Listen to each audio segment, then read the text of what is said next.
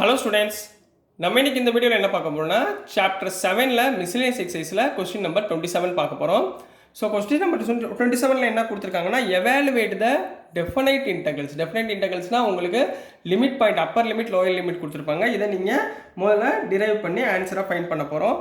So நான் first எப்பயும் சொல்கிற மாதிரி கொடுத்துருக்க டேர்மை நீங்கள் முதல்ல சிம்பிளிஃபை பண்ணி வச்சுக்கிட்டு கடைசியாக நீங்கள் இன்டெகிரேட் பண்ணுங்கள். அப்போ தான் உங்களுக்கு ஈஸியாக ஆன்சர் ஃபைன் பண்ண முடியும். சரிங்களா? நான் ஃபஸ்ட் என்ன பண்ண போகிறேன், கொடுத்துருக்கதை எடுத்துக்க போகிறேன். ஸோ சொல்யூஷனில் கிவன் என்ன கொடுத்துருக்காங்க, இந்த எஃப் ஆஃப் எக்ஸ் மட்டும் எடுத்துக்கோங்கம்மா. Sine X plus cos X divided by square root of sine 2xன்னு கொடுத்துருக்காங்கம்மா. சரிங்களா? இதில் நான் என்ன பண்ண போகிறேன்னா டினாமினேட்டர் டேர்மில் நான் ஒரு +1 -1 ஆட் பண்ண போகிறேன். ஏன்னா மேலே என்ன இருக்குது, சைனும் இருக்குது காசும் இருக்குது. சரிங்களா?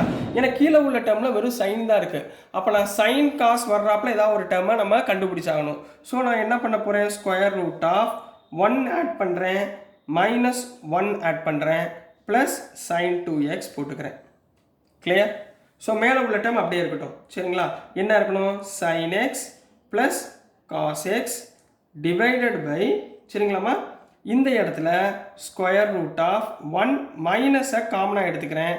உள்ளே என்ன வரும், 1 மைனஸ் சைன் 2x. கிளியர்? இந்த மைனஸை காமனாக எடுத்தால் 1 உள்ளே இருக்கிறது மைனஸ் ஆயிரும். சரிங்களா?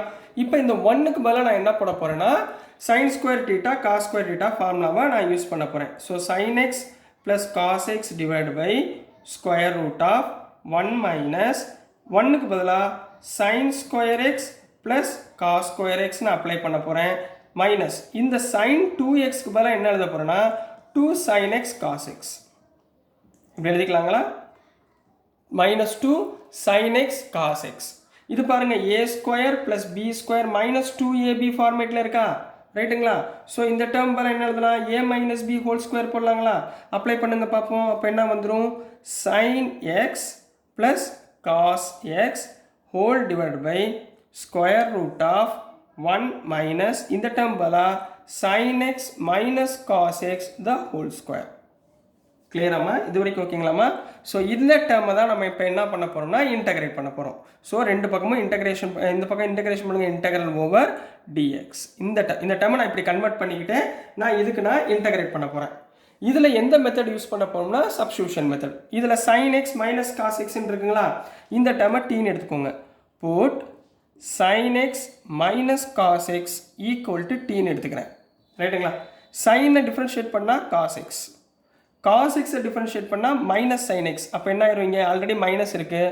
So plus sine X into DX equal to DT. அப்போ இந்த sine X plus cos X டிஎக்ஸ்க்கு பதிலாக டிடி போடலாமா? அப்ளை பண்ணுங்கள். ஸோ இன்டகல் ஓவர் மேலே உள்ள டேர்ம் பதிலாக டிடி டிவைட் பை கீழே உள்ள டேர்ம் பதிலாக root of 1 minus T square, root of 1 minus T square. இப்போ நம்மளுக்கு தெரியும் integral over DX by root of A square minus X ஸ்கொயர்னா என்ன formula, sine inverse of X. இதோட formula sine inverse of X. இங்கே A square இருக்க வேண்டிய இடத்துல இங்கே என்ன இருக்குது, ஏ ஸ்கொயர் இருக்க வேண்டிய இடத்துல ஒன் ஸ்கொயர் இருக்குது, எக்ஸ் ஸ்கொயர் இருக்க வேண்டிய இடத்துல டி ஸ்கொயர் இருக்குது. அப்போ நம்ம என்ன பண்ணலாம், சைன் இன்வர்ஸ் ஆஃப் எக்ஸ் போட்டுக்கலாமா?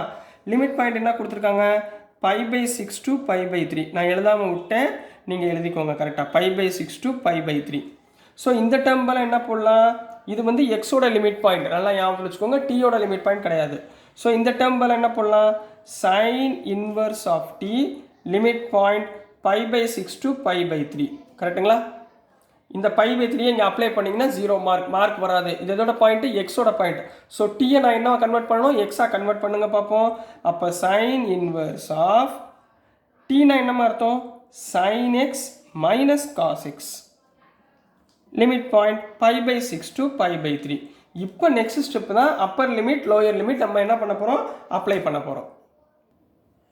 ஸோ நெக்ஸ்ட் ஸ்டெப்பில் π/3 அப்பர் லிமிட் அப்ளை பண்ணுங்க பார்ப்போம். என்ன வந்துடும், sine inverse of sine π/3 minus cos π/3. இது upper limit.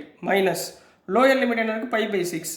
Sign inverse of sine π/6 minus cos π/6. ரைட்டுங்களா கண்ணா? புரிஞ்சுங்களா?